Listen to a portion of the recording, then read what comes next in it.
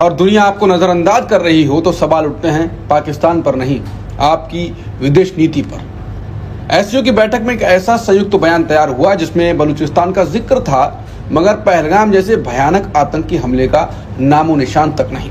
इस जागना चाहिए, लेकिन जब दुनिया जागी तो पहलगाम नहीं बलूचिस्तान याद रहा। भारत ने विरोध जताया, राजनाथ सिंह ने साइन करने से इनकार कर दिया, मगर असली सवाल यह है, क्या अब भारत की बात दुनिया सुन भी रही है या नहीं सुन रही है? आखिर क्यों भारत की पीड़ा पर अंतर्राष्ट्रीय मंच खामोश है? क्या भारत बार बार कूटनीतिक तौर पर अकेला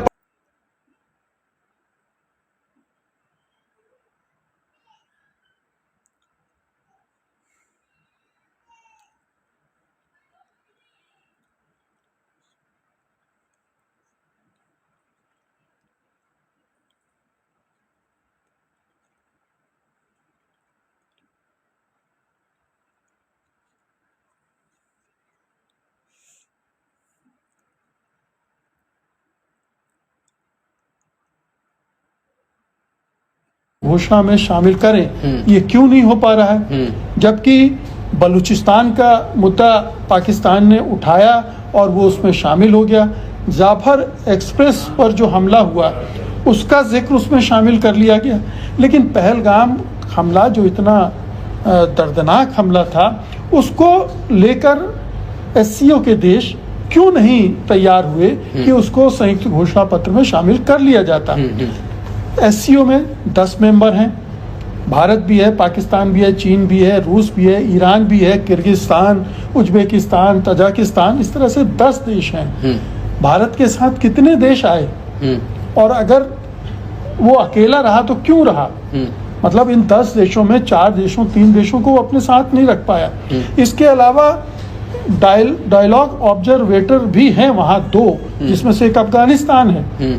अफगानिस्तान के साथ भारत अपना रिश्ता सुधार रहा है, वो भी, उसने भी कुछ नहीं कहा। इसके अलावा कुछ और इनवाइटी हैं, लगभग 8-9 इनवाइटी हैं, जिसमें नेपाल भी है, श्रीलंका भी है। मतलब इतने सारे देश हैं और किसी की तरफ से कोई चू नहीं हुई पहलगाम की घटना पर। किसी ने उसका जिक्र भी नहीं किया उस मंच पर जो 2 या 3 दिन का ये सम्मेलन था, उसमें कहीं इसका जिक्र भी नहीं हुआ।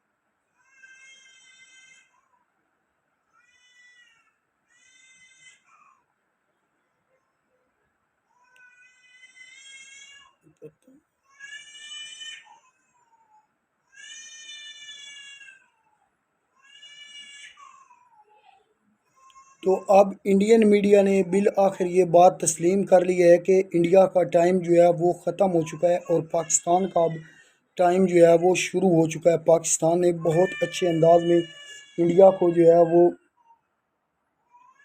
कम किया है, पर जो जंग बंदी हुई थी पाकिस्तान और इंडिया की, इसमें इंडिया ने एक मरतबा फिर खिलाफ वर्जी करने की कोशिश की है, लेकिन इंडिया शायद ये भूल रहा है कि उसको पाकिस्तान फिर उसकी औकात याद करवाएगा, जिस तरह उन्होंने पहले याद करवाई है। फिर अमेरिका के जाकर पाँव पकड़े थे मोदी ने, और उसके बाद सीज़ फायर हुआ था और फायर क्लोज़ हुआ था।